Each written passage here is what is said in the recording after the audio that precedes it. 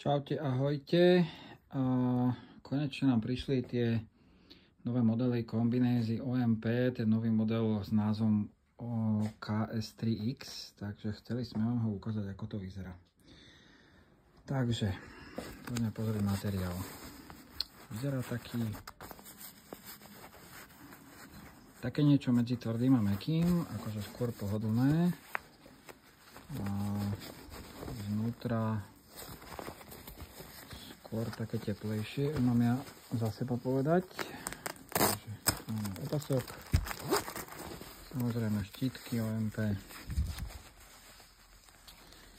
No a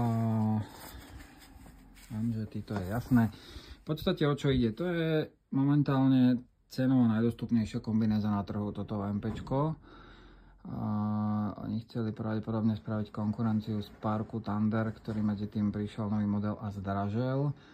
Táto kombinéza je niekde ľahko cez 200 eur, takže v zásade je to dosť zaujímavé. Na nohách vetranie, medzi nohami takisto takéto tenké pásiky vlastne, keď sa človek potí. Dobre, pozrieme zo zadu.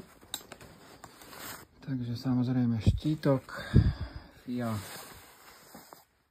jak som spomínal, model KS3X. Čo je tiež dôležité, vzadu na chrbte táto prúžna flexi časť, aby to bolo pohodlné. Na konci nôh takisto tieto, ako to mám nazvať, ani neviem, ako to mám nazvať, ale viete, čo to je. Takže takto to vyzerá. Momentálne na sklade máme túto 50-ku v tejto farbe. Takže keby niekto chcel, vieme odoslať. Čaute.